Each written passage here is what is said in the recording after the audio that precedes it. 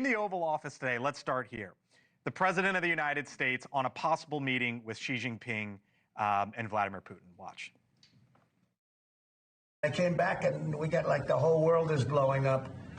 So when we straighten it all out, then I want to have one of the first meetings I want to have is with President Xi of China, President Putin of Russia. And I want to say, let's cut our military budget in half. Sean, that is a Republican president saying, let's possibly cut the military budget in half. Say what? He wants peace, is what the lead is, right? So his whole goal is to say, hey, there's de-escalation. Right, and I don't see that happening in my lifetime or my grandchild's lifetime. China has very clearly said that they expect war by 2027. The CNO, the Chief of Naval Operations, has a countdown clock in her office. I mean, China would need to significantly de-escalate to even have a beginning. But I think that it's great that a president wants to have an aspirational goal of achieving peace with our adversaries, right? So think about Ronald Reagan. The idea was to figure out a way to bring down the nuclear arsenals of all the countries. It's good that we're talking about wanting to have peace as opposed to trying to talk about war. I'd rather be talking about that than going to war. But let's face it, I don't think it's going to happen anytime soon. What about the idea of a meeting between these three at some point soon, Dan?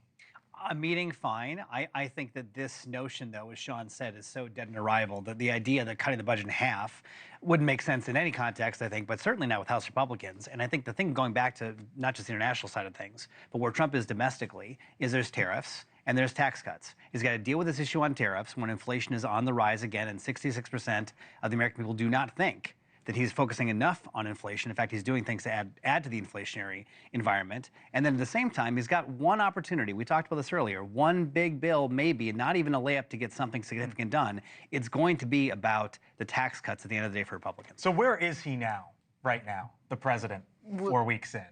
He's got all these host of foreign issues. He's got the tariffs. He's got, as Dan points out, this Republicans trying to figure out how to go about their legislative agenda with the border and tax cuts, and now he throws this into the mix. Yeah, look, I mean, it goes back to what we've said repeatedly. He is flooding the zone. I mean, it's a loaded question, I think, in terms of where he is now, because he's in many places everywhere. I mean, there's a lot of questions when we look at, you know, the future of that bill on Capitol Hill.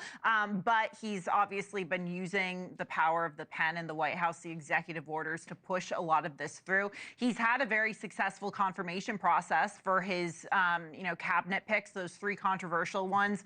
You know, at least one of them has been, 2 of them have been confirmed. Kash Patel is, you know, expected to be confirmed. So it's been, if you're a Republican from the Trump point of view, a pretty good first 4 weeks.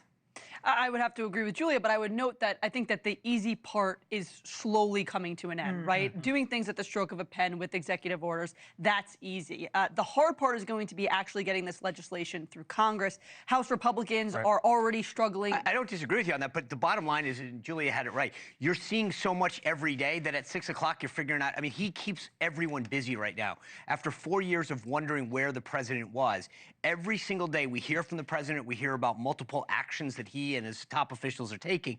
This is a huge contrast, and I think that we are entering a whole new dynamic about what the American people are focusing on, because normally you'd say everyone's focused on inflation, right? Today they're hearing about the defense budget, they're hearing about the nominees getting through, they're hearing about other economic news that came out. So it's going to be interesting to see how that changes what people focus on. So thank you for watching, and make sure you go to joinnn.com to find NewsNation on your television provider.